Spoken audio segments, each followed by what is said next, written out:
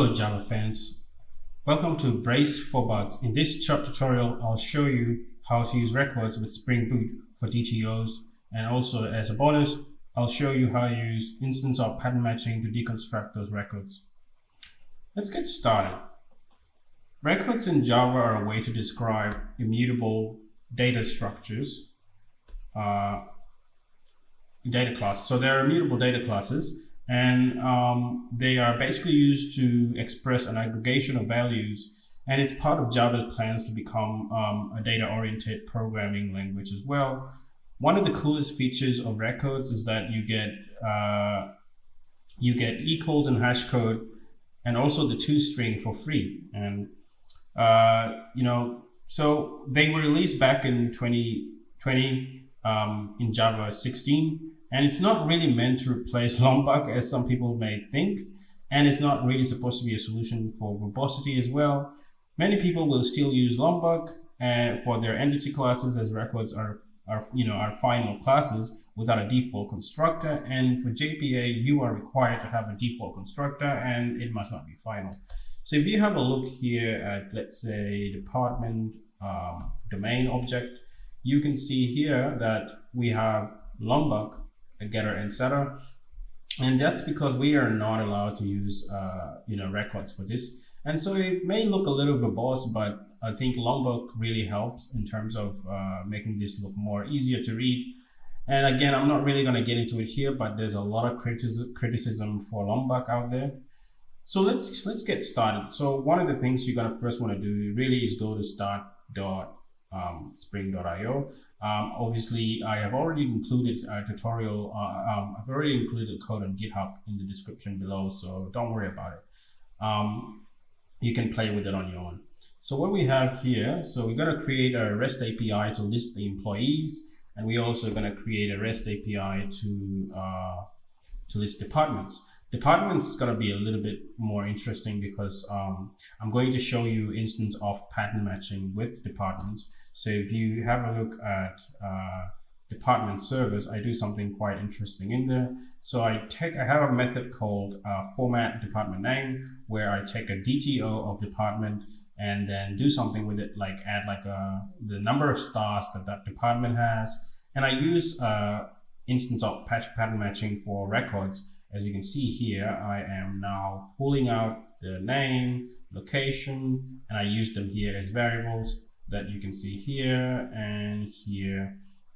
And that's really all there is to it, and also use the ID. And so that allows me to use something similar to JavaScript's object destruction or array destruction that you've seen. And this thing is slowly coming to Java. I think my biggest pet peeve is maybe not having to do this all instance of ceremony and things like that. But you have to understand Java has these things because it's type safe language, and so you couldn't just pull things out without making sure it's an instance of department DTO. And in cases where it is not, because you can literally just pass any object in here, because object can validly be passed into this, and I think it should work. And so if that object is not an instance of department DTO, we will actually just return a null.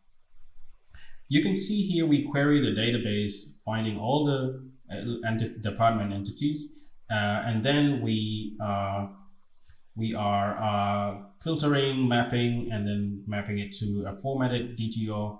And then we filter because in some cases, although it may not happen, a null may be present in the mapping. And because of this, it'll return null, but we don't know if that would ever happen. And then we return to list. And yes, that's it. That's all. So let's have a look at the, I think that's really all there is. Now let's have a look at, so if you notice here that with records, you basically have this one constructor that has all the values it could possibly have. So everything. So this is a all arguments constructor for the DTO. You must pass every single one of them. So you must pass the ID, the name, the location. This thing is also the same for when I do employee as well. So if you look at the employee service, it's just a load, employee service, you will see that I am also, oh God, my computer is being slow. But you will see here that I'm also doing similar things. So I am creating a new DTO. In Spring, it's usually good practice not to pass entities to your controller or views. You just query them directly through your service layer, and you convert them to a DTO before passing them to the view layer. That's usually best practice. So that's what we're doing here with records, and it's your code is far more readable than it. Let's say if you were to not use records now. So what are so let's test this out. Let's look at it. So we're gonna show the departments, and that interesting thing I said before will be there. So oh, why is it not running? Okay.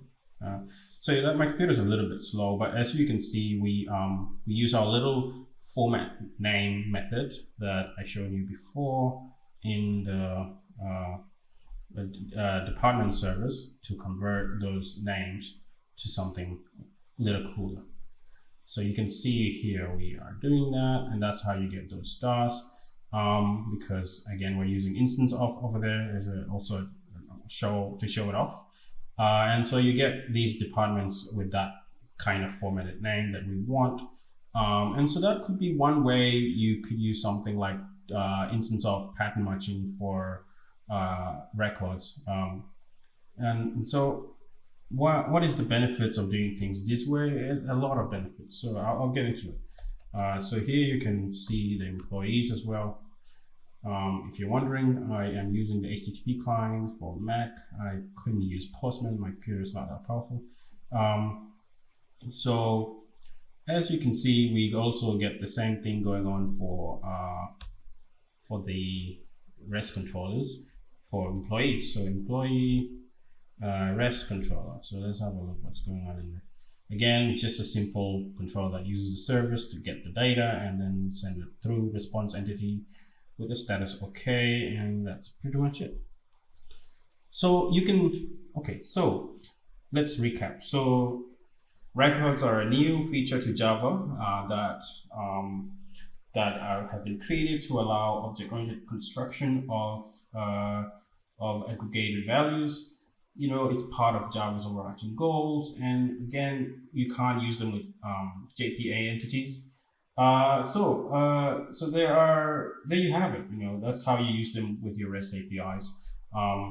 By using records for DTOs, you are improving code readability and ensuring immutability across your code base, as well as taking advantage of automatically generated object methods such as equals, hash code, and toString, which many developers often leave out but don't implement correctly, which usually leads to a lot of error-prone code and buggy code. Okay, so that's one reason you should use them. You can find the code for this tutorial in the description below on my GitHub, and I thank you for watching, and I want you to have happy coding. All right, thank you.